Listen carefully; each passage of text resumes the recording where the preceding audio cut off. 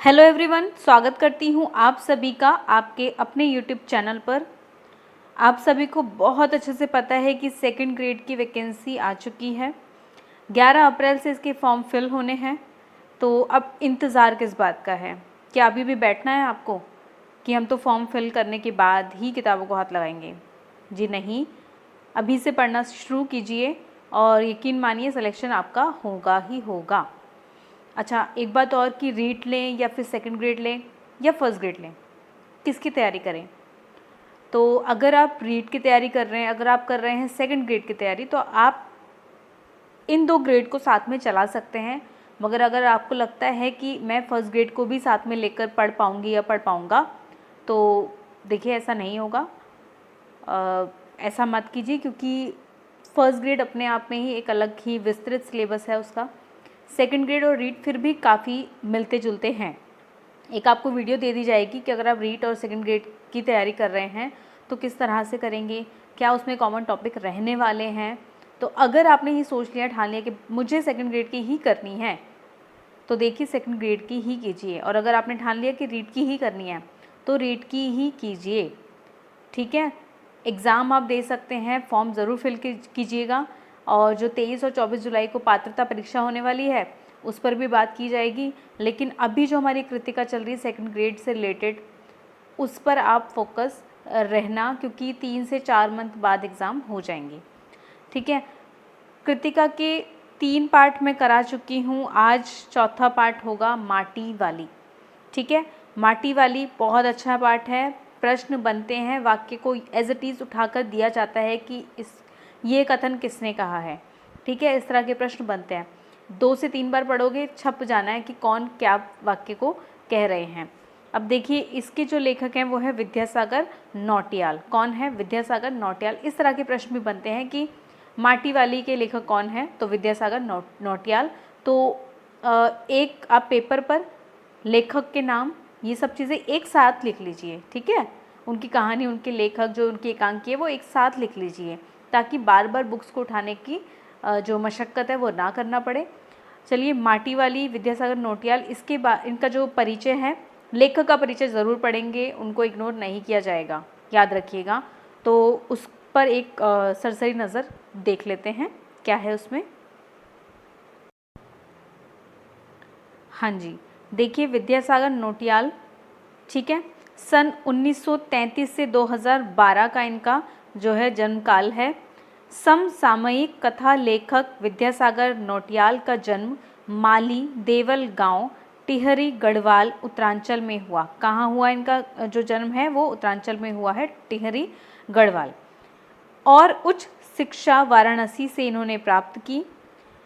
पहाड़ी जीवन, विशेषकर टिहरी गढ़वाल के जीवन यथार्थ के कुशल चितेरे नौटियाल जी की कथा भाषा में मिट्टी की सौंधी गंध रची बसी है। इनकी जो कथा है उसमें आपको जो है मिट्टी की सौंधी सौंधी गंध महसूस होगी। प्रमुख जो कृतियां हैं इनकी, ये देखिए, टिहरी की कहानियाँ, सुच्ची डोर, ठीक है। ये इनका कहानी संग्रह है, पूछा जा सकता है। उलझे रिश्ते, बीम अकेली, सूरज सबका है, उत्तर बायां है, झुंड से बिछुड़ा उपन्यास, मोहन गाता जाएगा। ये आत्मकथ्य है, तो इनके ऊपर आप ज़रूर नज़र दौड़ाइएगा। ये इनमें से प्रश्न पूछे जा सकते हैं कि टिहरी की कहानियाँ, इनके लेखक कौन है? तो कौन है? विद्यासागर नौटियाल, याद रखिएगा। चलिए अब बात कर लेते हैं पाठ के बारे में। देखिए, पाठ के बारे में बात कर लेते हैं, क्या है इस माटी वाली में। बहुत खूबसूरत लेसन है, बहुत खूबसूरत पाठ है, आप उसको पढ़िए, फिर आप मुझे बताइएगा कि कैसा लगा। पाठ को पढ़ने का तरीका एक ही है, इमेजिन कीजिए कि ऐसी चीज़ें हो रही हैं, जो भी जिसका कथन है इमेजिन कीजिए, ठीक है। ये देखिए, चलिए पढ़ लेते हैं। शहर के सेमल का तप्पड़ मोहल्ले की ओर बने आखिरी घर की खोली में पहुंचकर उसने दोनों हाथों की मदद से अपने सिर पर धरा बोझा नीचे उतारा, ठीक है। सिर पर कुछ भी रखते हैं तो उसको नीचे उतारा दोनों हाथों की मदद से। मिट्टी से भरा एक कंटर, कंटर क्या होता है? कंटर होता है कनस्तर। शब्दार्थ भी पूछे जा सकते हैं कि कंटर का अर्थ क्या है, तो कनस्तर। इसलिए पाठ को पढ़ना ज़रूरी है और सिलेबस में मेंशन किया गया है 9वीं से 12वीं तक आपको पढ़ना ही पढ़ना है। ठीक है। माटी वाली। टिहरी शहर में शायद ऐसा कोई घर नहीं होगा जिसे वह ना जानती हो या जहां उसे ना जानते हो। टिहरी शहर में कोई भी ऐसा घर नहीं है कि कोई उसे ना जानता हो और वो किसी घर को ना जानती हो। घर के कुल निवासी बरसों से वहाँ रहते आ रहे किराएदार उनके बच्चे तलक, मतलब किराएदार तक को जानती है और किराएदार के बच्चे तक भी उनको जानते हैं, माटी वाली को। घर घर में लाल मिट्टी देते रहने के उस काम को करने वाली वह अकेली है। कैसी मिट्टी? लाल मिट्टी देती है। मिट्टी का रंग क्या है? लाल, याद रखना। वह अकेली है जो मिट्टी देती है, उसका कोई प्रतिद्वंदी नहीं है। उसका कोई क्या नहीं है? प्रतिद्वंदी नहीं है, तो वो अकेली ही हैं, कोई कॉम्पिटिटर नहीं है उनके साथ में। उसके बगैर तो लगता है टिहरी शहर में कई एक घरों में चूल्हों का जलना तक मुश्किल हो जाएगा। ये बात क्यों लिखी गई है? देखो, माटी वाली माटी दे रही है, तो जो माटी है ना, जो घरों के लोग हैं वो माटी को चूल्हे पर लगाते हैं, लेप करते हैं उसका, ठीक है, उसको मजबूती देते हैं माटी लगाकर, यानी मिट्टी लगाकर। तो कह रहे हैं टिहरी शहर के कई एक घरों में चूल्हों का जलना तक मुश्किल हो जाएगा अगर माटी वाली माटी नहीं देगी तो। समझ आ रहा है? वह ना रहे तो लोगों के सामने रसोई और भोजन कर लेने के बाद उन्हें चूल्हे चौके की लिपाई करने की समस्या पैदा हो जाएगी। ठीक है, जैसा कि अभी मैंने आपको बताया। भोजन जुटाने और खाने की तरह रोज़ एक समस्या। घर में साफ लाल मिट्टी तो हर हालत में मौजूद रहनी चाहिए। चूल्हे चौकों को लीपने के अलावा साल 2 साल में मकान के कमरों दीवारों की गोबरी लिपाई करने के लिए भी लाल मिट्टी की ज़रूरत पड़ती है। देखिए, सिर्फ चूल्हा ही नहीं, जो दीवारें हैं उनको लीपने के लिए भी लाल मिट्टी की जो है ज़रूरत पड़ती ही है, साल या 2 साल के भीतर उनको मकानों को भी मजबूती देनी है। अब उस समय जैसे आप लोग बात कर रहे हैं एशियन पेंट, डिस्टेम्पर, ये सब कुछ होते तो नहीं थे। ठीक है, डिस्टेम्पर वगैरह नहीं होते हैं, पेंट वगैरह नहीं होते, आज रॉयल लगा रहे हैं, एशियन लगा, जो भी है ना। तो उस समय क्या होता था, मिट्टी से लेप किया जाता था दीवारों पर, उसे चिकना किया जाता था साल या 2 साल के अंदर। ठीक है, याद रखना। शहर के अंदर कहीं माटा खान है नहीं। भागीरथी और भिलांगना 2 नदियों के तट पर बसे हुए शहर की मिट्टी इस कदर रेतीली है कि उससे चूल्हों की लिपाई का काम नहीं किया जा सकता। पूछा जा सकता है ये भागीरथी और भिलांगना क्या है? तो ये है नदियाँ। ये क्या है? दोनों नदियाँ। याद रखना, मार्क कर लो, अगर मार्कर है आपके पास में होगा, जो हाइलाइटर जो होता है उससे मार्क कर सकते हैं आप लोग। ठीक है। आने वाले नए किराएदार भी एक बार अपने घर के आंगन में उसे देख लेते हैं तो अपने आप माटी वाली के ग्राहक बन जाते हैं। एक बार अगर माटी वाली को देख लिया, किराएदार हैं, कोई नए आए हैं, तो वो उनके ग्राहक बन जाते हैं। घर घर जाकर माटी बेचने वाली नाटे कद की एक हरिजन बुढ़िया माटी वाली, तो नाटे कद की हैं और हरिजन हैं। तो शहरवासी, देखिए माटी वाली कहकर लोग बुला रहे हैं इनको। शहरवासी सिर्फ माटी वाली को नहीं, उसके कंटर मैंने अभी बताया था, कनस्तर को भी अच्छी तरह पहचानते हैं। रद्दी कपड़े को मोड़कर बनाए गए एक गोल ढिल्ले। अब ये ढिल्ले क्या होता है साहब? देखो, आपको पता ही होगा, हम घड़ा रखते हैं ना सिर पर, तो उसके नीचे कोई कपड़े से गोल आकार में उसको बनाया जाता है, कपड़े को लपेट कर, ताकि सिर पर जो है वो रख सके। सिर पर बोझ के नीचे रखने के लिए कपड़ा होता है, ठीक है, कपड़े की गद्दी सी होती है, वो होता है ढिल्ले। ठीक है, याद रखना, ढिल्ले के ऊपर लाल चिकनी मिट्टी के छुलबुल भरा कनस्तर टिका रहता है। उसके ऊपर किसी ने कभी कोई ढक्कन लगाया हुआ नहीं देखा। कभी कोई ढक्कन नहीं देखा है। अपने कंटर को इस्तेमाल में लाने से पहले वह उसके ऊपरी ढक्कन को काटकर निकाल फेंकती हैं। ढक्कन के ना रहने पर कंटर के अंदर मिट्टी भरने और फिर उसे खाली करने में आसानी भी होती है। ढक्कन होगा तो थोड़ी सी परेशानी का सामना करना पड़ जाएगा, तो ढक्कन हटा देती हैं ताकि जो मिट्टी भरने और मिट्टी को खाली करने में आसानी हो। उसके कंटर को ज़मीन पर रखते रखते सामने के घर से 9-10 साल की एक छोटी लड़की कामिनी दौड़ती हुई वहाँ पहुँची और उसके सामने खड़ी हो गई। अब देखना इनका संवाद। मेरी माँ ने कहा है ज़रा हमारे यहाँ भी आ जाना। कौन कौन कह रही है ये? देखिए ये कौन कह रही है? कामिनी। कौन कह रही है? कि कामिनी का कथन है कि 9-10 साल की छोटी सी लड़की है वो, मेरी माँ ने कहा है ज़रा हमारे यहाँ भी आ जाना। माटी वाली क्या कहती है? अभी आती हूँ। घर की मालकिन ने माटी वाली को अपने कंटर की माटी कच्चे आंगन के एक कोने पर उड़ेल देने को कहा। तू बहुत भाग्यवान है, चाय के टाइम पर आई है हमारे घर। भाग्यवान आए खाते वक्त। वह अपनी रसोई में गई और 2 रोटियां लेती आई। रोटियां उसे सौंपकर वह फिर अपनी रसोई में घुस गई। मतलब ये कथन किसका है? ये कथन है मालकिन का है। ये कथन, ये तो हुआ कामिनी जो 9-10 साल की छोटी सी बेटी है, लड़की है। ये है माटी वाली का कथन। और तू बहुत भाग्यवान है, चाय के टाइम पर आई है हमारे घर। ये किसका कथन है? ये मालकिन का कथन है। ठीक है। माटी वाली के पास अपने अच्छे या बुरे भाग्य के बारे में ज़्यादा सोचने का वक्त नहीं था। घर की मालकिन के अंदर जाते ही माटी वाली ने इधर उधर तेज निगाहें दौड़ाई।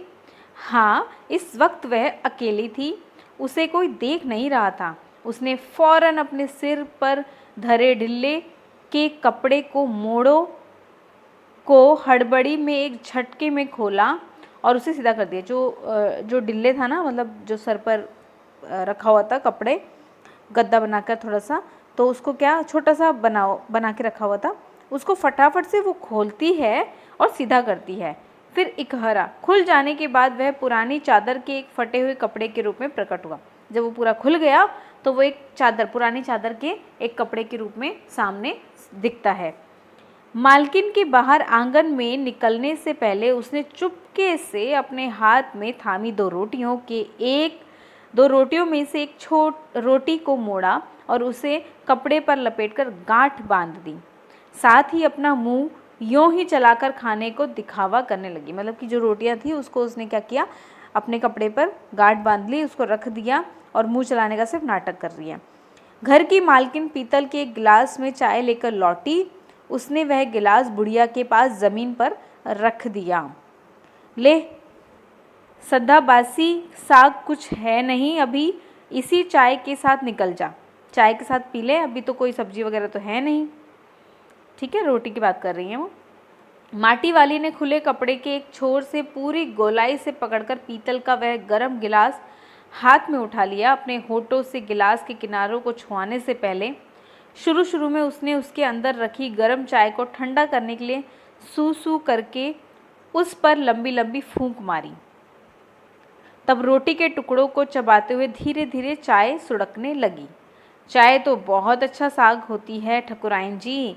अब देखो, चाय तो बहुत अच्छा साग होती है ठकुराइन जी। किसका कथन है? कथन है माटी वाली का। किसका है कथन? माटी वाली का। भूख तो अपने में एक साग होती है बुढ़िया, भूख मीठी की भोजन मीठा। अब ये कथन किसका है? ये कथन है मालकिन का, याद रखना। तुमने अभी तक पीतल के गिलास संभाल कर रखे हैं, पूरे बाजार में और किसी घर में अब नहीं मिल सकते ये गिलास। ये कथन है माटी वाली का। ठीक है, ये कथन है माटी वाली का। इनके खरीदार कई बार हमारे घर के चक्कर काट कर लौट गए। पुरखों की गाढ़ी कमाई से हासिल की गई चीज़ों को हराम के भाव बेचने को मेरा दिल गवाही नहीं देता। हमें क्या मालूम कैसी तंगी के दिनों में अपनी जीभ पर कोई स्वादिष्ट चटपटी चीज़ रखने के बजाय मन कसोसकर 2-2 पैसे जमा करते रहने के बाद खरीदी होगी।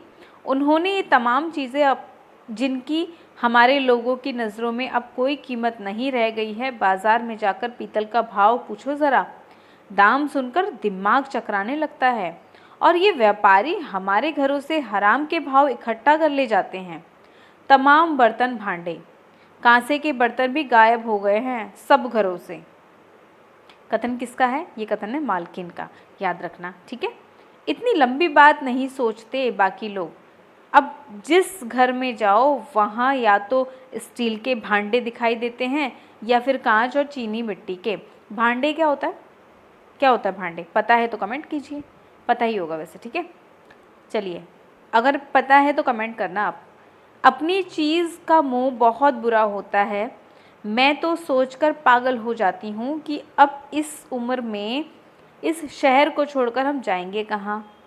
ठकुराइन जी, जो ज़मीन जायदाद के मालिक हैं वे तो कहीं ना कहीं ठिकाने पर जाएंगे ही, पर मैं सोचती हूँ मेरा क्या होगा। मेरी तरफ देखने वाला तो कोई भी नहीं। चाय खत्म कर माटी वाली ने एक हाथ में अपना कपड़ा उठाया, दूसरे में खाली कंटर, और खोली से बाहर निकालकर सामने के घर में चली गई। उस घर में भी कल कल हर हालत में मिट्टी ले आने के आदेश के साथ उसे 2 रोटियां मिल गईं। उन्हें भी उसने अपने कपड़े के एक दूसरे छोर में बांध लिया। लोग जाने तो जाने कि वह रोटियां अपने बूढ़े के लिए ले जा रही है। बूढ़ा मतलब उसका जो पति है उसके लिए ले जा रही है। उसके घर पहुंचते ही अशक्त बूढ़ा कातर नज़रों से उसकी ओर देखने लगा। वह घर में रसोई बनने का इंतज़ार करने लगता है, यानी कि कोई खाना वाना बनेगा तो वो खाएगा, क्योंकि माटी वाली तो सुबह निकल जाती है माटी को बेचने के लिए। ठीक है, कुछ रोटियां भी ले आती है जो उसका जो पति है वो खाता है।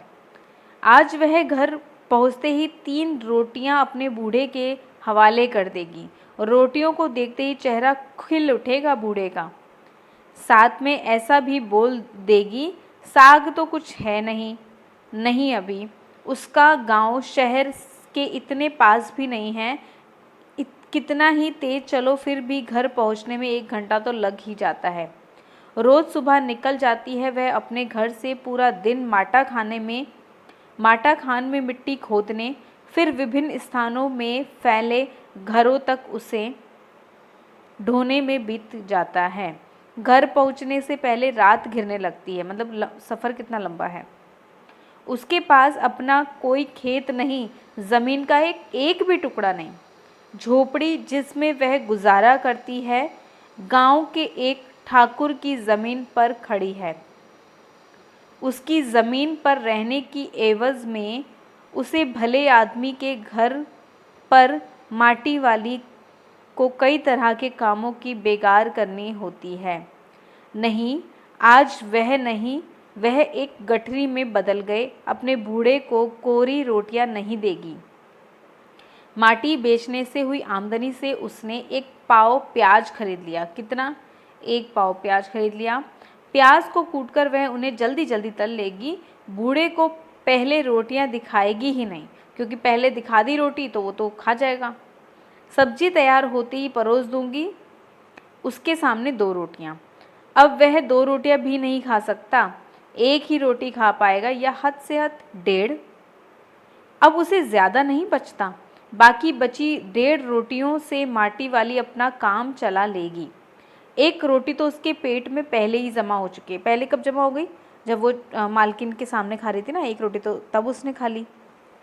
अच्छा, मन में यह सब सोचती हिसाब लगाती हुई वह अपने घर पर पहुंच गई। मतलब रास्ते में है और घर पर पहुंचते पहुंचते ऐसा हिसाब लगा रही है कि मैं ऐसा कर दूंगी, मैं वैसा कर दूंगी, मेरा बूढ़ा इंतज़ार कर रहा होगा, इस तरह की ना। उसके बूढ़े को अब रोटी की कोई ज़रूरत नहीं रह गई थी। माटी वाली के पाँव की आहट सुनकर हमेशा की तरह आज वह चौंका नहीं। ध्यान से सुनना। उसने अपनी नज़रें उसकी ओर नहीं घुमाई। घबराई हुई माटी वाली ने उसे छूकर देखा। वह अपनी माटी को छोड़कर जा चुका था। वह अपनी माटी को छोड़कर जा चुका था। अर्थ क्या है? यानी कि वो मतलब उसका जो है देहांत हो चुका था, चले गए थे वो। ठीक है।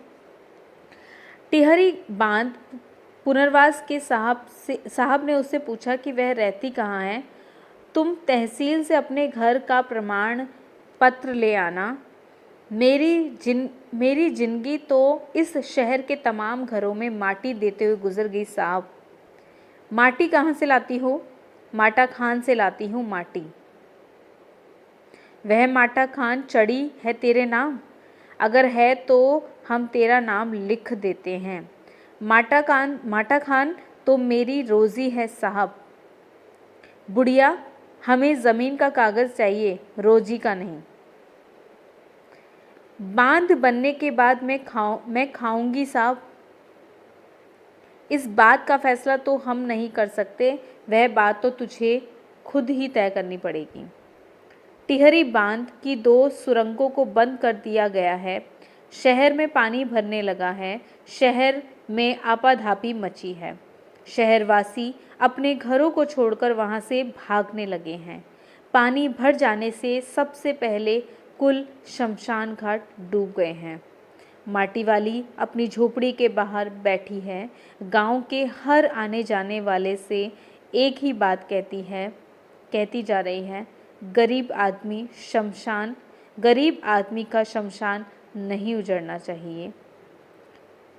देखिए, इस तरह से आज का जो ये पार्ट है वो यहीं पर समाप्त हो जाता है। बहुत छोटा सा पार्ट था, गहरी बात थी। ठीक है, क्या था? गरीब आदमी का शमशान नहीं उजड़ना चाहिए, बहुत गहरी बात थी। खैर, पाठ होता है यहीं पर समाप्त और विद्यासागर नोटियाल जी ने ये लिखा है। तो अब 4th लेसन तक हम आ चुके हैं। कल कृतिका भी कंप्लीट हो जाएगी। एक जो आखिरी इसका लेसन बचा है, मैं बता दूं किस तरह आखिरकार में हिंदी में आया, शमशेर बहादुर सिंह का है। थोड़ा सा लेंदी है, कोई दिक्कत नहीं है, पढ़ना तो है ही, चाहे लेंदी हो चाहे शॉर्ट हो, पढ़ना तो है ही। अच्छा, अब 4 महीने आपको बिल्कुल कमर कस लेनी है, दुनिया से थोड़ा सा कट जाओ और बिल्कुल कमर कस लो। अब आपको पढ़ना ही पढ़ना है, ठीक है। और अब तो ऐसी कुछ शर्तें भी लगा दी हैं इन लोगों ने कि 40% आपका पेपर 1 में आना चाहिए, तभी आपका जो पेपर 2 है वो चेक होगा, है ना। तो आपको पेपर 1 के लिए भी उतनी ही मेहनत करनी है जितनी आप पेपर 2 के लिए करते हैं। अपने सब्जेक्ट पे चलिए और 2nd ग्रेड की क्लासेस यूँ ही चलती रहेगी कंटिन्यू। तो जो भी 2nd ग्रेड की तैयारी कर रहे हैं उनसे कहिएगा, अगर वो हिंदी से कर रहे हैं तो वो इस चैनल से जुड़े।